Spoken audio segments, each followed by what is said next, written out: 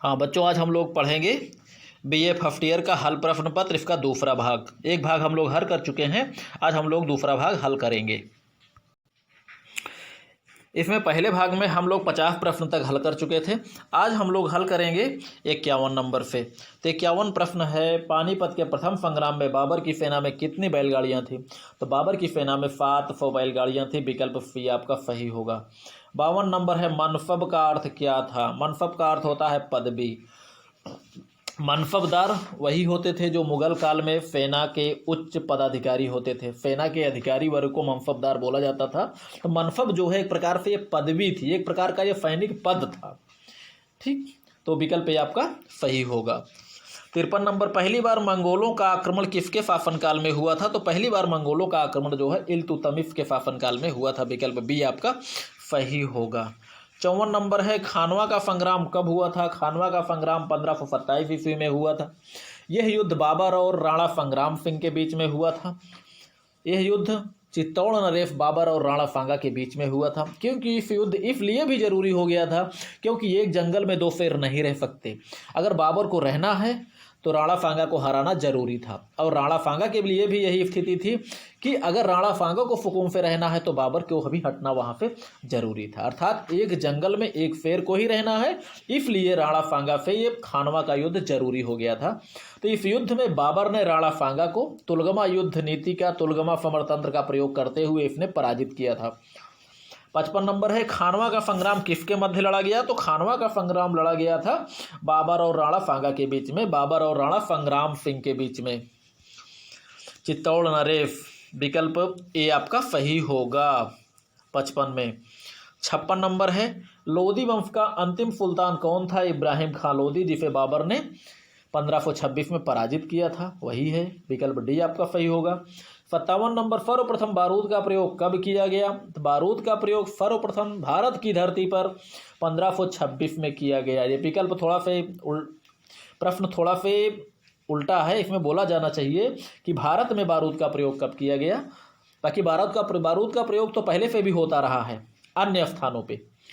तो ए विकल्प यहाँ पर आपका सही होगा कि भारत में 1526 ईस्वी में पानीपत के प्रथम संग्राम में बाबर ने सर्वप्रथम बारूद का प्रयोग या आग्नेय अस्त्रों का प्रयोग या तोपों एवं मस्केटों का प्रयोग पहली बार किया था इब्राहिम लोदी के विरुद्ध। पानीपत प्रथम संग्राम 1526 ईस्वी। चलिए 58 नंबर है, विकल्प ए आपका इसमें सही होगा। 57 नंबर में 58 नंबर है, सोबराव का युद्ध किसके मध्य लड़ा गया? सोबराव का युद्ध अंग्रेजों एवं सिखों के बीच में लड़ा गया था, जिसमें अंग्रेजी सेना का कमांडर जनरल गफ था और सिख सेना के कमांडर थे लाल सिंह और तेज सिंह। ठीक, यह युद्ध सतलज नदी के किनारे लड़ा गया था और यह युद्ध 1846 में लड़ा गया। 59 नंबर है, सोबराव की लड़ाई में सिख सेना का कमांडर कौन था? तो सिख सेना का कमांडर इस समय था तेज सिंह। तो सिख सेना के दो कमांडर थे, लाल सिंह और तेज सिंह। इसमें विकल्प सी आपका सही होगा, तेज सिंह। 60 नंबर, सोबराव के संग्राम में कौन पराजित हुआ? तो सोबराव का संग्राम एक ऐसा युद्ध था जो कि 1846 में लड़ा गया। इसमें सिख पराजित हुए और यह वैसा युद्ध था जिसमें जो है सिख सेना को सदा के लिए नेस्तनाबूद कर दिया गया। सिख सेना सदा के लिए समाप्त हो गई। विकल्प सी आपका सही होगा। 61 नंबर, भारत में पहाड़ी चूहा किसे कहा जाता है? तो पहाड़ी चूहा भारत में छत्रपति शिवाजी को कहा जाता है, जिसे औरंगजेब इस शब्द का प्रयोग करता था। विकल्प ए आपका सही होगा। 62 नंबर, जौहर प्रथा किस काल में प्रचलित थी? तो जौहर प्रथा राजपूत काल में प्रचलित थी। जौहर प्रथा ये ऐसी प्रथा है जिसमें होता क्या था, युद्ध के मैदान में जब पराजय होने की संभावना होती थी, राजपूतों की पराजित होने की संभावना की स्थिति में राजपूत महिलाएं, राजपूत कन्याएं ये अपने आप को आगे के समर्पित कर लेती थीं ताकि शत्रु इनके शरीर का इनको छू ना पाए, अपमानित ना कर पाएं। तो अपने सम्मान की रक्षा के लिए ये अपने आप को आग के हवाले कर लेती थी। इतिहास में इसे जौहर प्रथा के नाम से जाना जाता है। तो यह प्रथा राजपूत काल में प्रचलित थी। ए विकल्प आपका सही होगा। अगला है, पानीपत का द्वितीय संग्राम कब लड़ा गया? पानीपत का द्वितीय संग्राम लड़ा गया था 1556 ईस्वी में। लड़ा कौन था? बाबर के पोते अकबर और हेमू के बीच में। यह युद्ध 1556 ईस्वी में लड़ा गया था। अकबर और हेमू के बीच में। 64 नंबर, बाबर की सेना पानीपत कब पहुंची? बाबर की सेना पानीपत कब पहुंची? तो बाबर की सेना पानीपत पहुंची थी 12 अप्रैल 1526 ईस्वी में। विकल्प सी आपका सही होगा। 65 नंबर है, पानीपत के द्वितीय युद्ध में किसकी हार हुई? पानीपत के द्वितीय युद्ध में हेमू की हार हुई। अकबर ने इसे पराजित किया था या अकबर के सेनापति बैरम खान ने इसे पराजित किया था। 66 नंबर, दिल्ली के लाल किले का निर्माण किसने कराया? दिल्ली के लाल किले का निर्माण मुगल बादशाह शाहजहां ने कराया था। विकल्प ए आपका सही होगा। 67 नंबर, दारू खाना कहते हैं, दारू खाना किसे कहते हैं? दारू खाना था तोपखाने को कहा जाता है, जो शिवाजी का तोपखाना था जिसे दारू खाना के नाम से जाना जाता है। तो विकल्प सी आपका सही होगा। 68 नंबर, किस मुगल शासक ने मुगल साम्राज्य की राजधानी आगरा से दिल्ली स्थानांतरित की? तो वो था, विकल्प ए आपका सही होगा, शाहजहां ने ये कार्य किया था। राजधानी आगरा से दिल्ली स्थानांतरित की थी शाहजहां ने। 69 नंबर, वर्तमान समय में फरगना किस राज्य में स्थित है? फरगना राज्य स्थित है उज्बेकिस्तान में। मुगलों की राजकीय भाषा क्या थी? मुगलों की राजकीय भाषा थी फारसी। विकल्प ए आपका सही होगा। 71 नंबर, मुगल काल में गुप्तचर विभाग के प्रमुख को क्या कहा जाता था? गुप्तचर विभाग का जो प्रमुख होता था उसे कहा जाता था दरोगा ए हरकारा। विकल्प डी आपका सही होगा।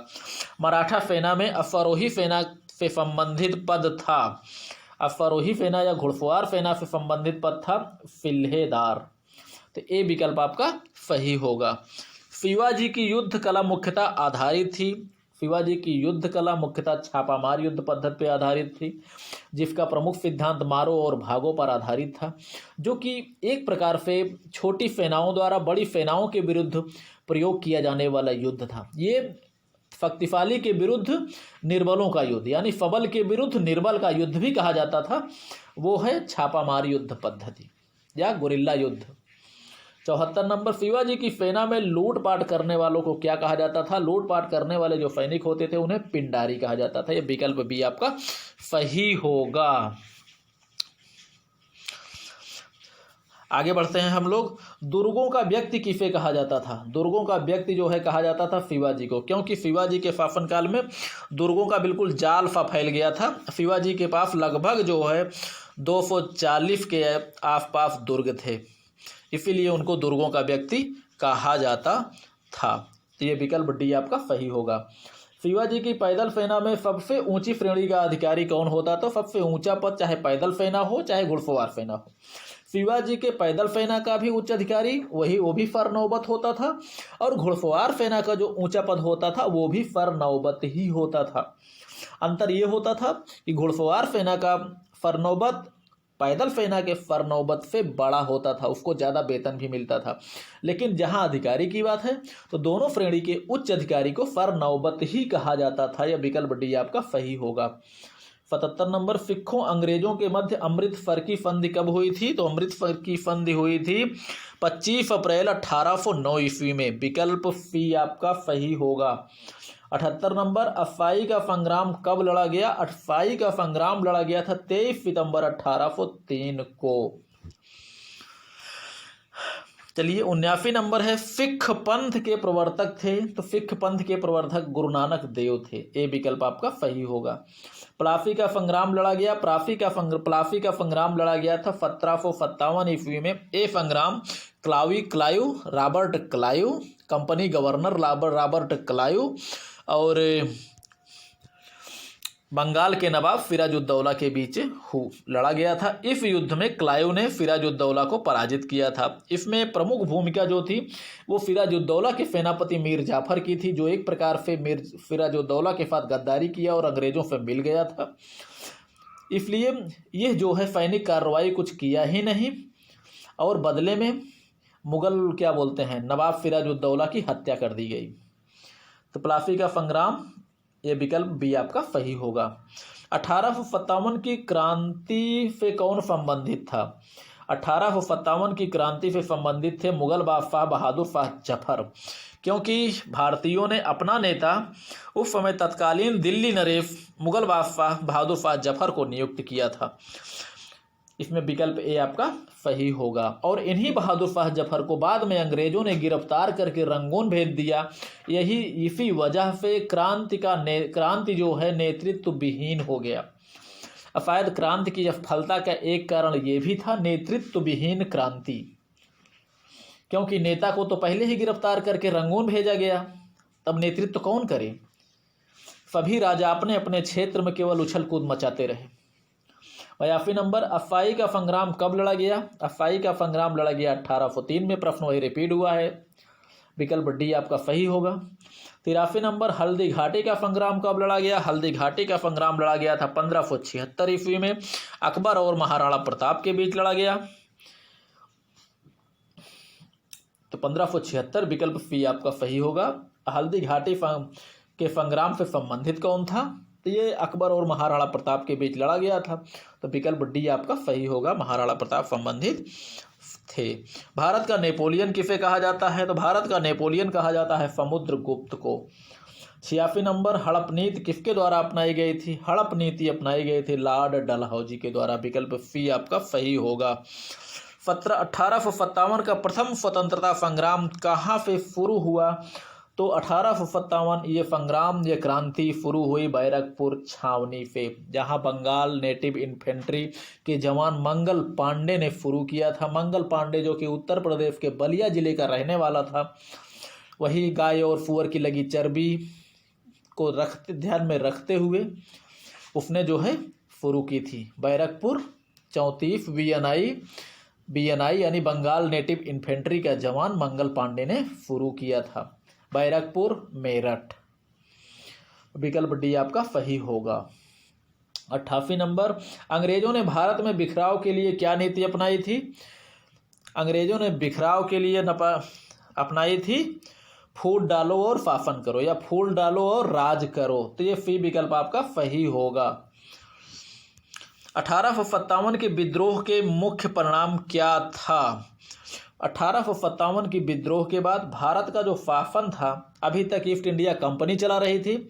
विद्रोह के बाद ब्रिटिश की महारानी ने संपूर्ण भारत उपनिवेश को अपने हाथों में, उनकी सत्ता को ले लिया, भारत के शासन को अपने हाथों में ले लिया। पहले कंपनी जो है गवर्नर के माध्यम से अपना शासन चलाती थी, अब ब्रिटिश की महारानी विक्टोरिया ने वायसराय के माध्यम से अपने शासन को चलाना प्रारंभ कर दिया, और ब्रिटिश कंपनी का अंतिम गवर्नर जनरल, या 1857 की क्रांति के समय जो गवर्नर जनरल था लॉर्ड कैनिंग, उसी को महारानी विक्टोरिया ने प्रथम वायसराय भी नियुक्त कर दिया। इसलिए प्रश्न में आता है कि अंतिम गवर्नर, कंपनी का अंतिम गवर्नर लॉर्ड कैनिंग या प्रथम वायसराय, वो भी है लॉर्ड कैनिंग। तो इसमें विकल्प ए आपका सही होगा कि विद्रोह का परिणाम यही था कि भारत का शासन कंपनी से ब्रिटिश क्राउन को हस्तांतरित कर दिया गया। चलिए 90 नंबर है, लॉर्ड कॉर्नवालिस को भारत का गवर्नर जनरल कब बनाया गया? तो लॉर्ड कॉर्नवालिस को 12 सितंबर 1786 को भारत का गवर्नर बनाया गया, विकल्प बी आपका सही होगा।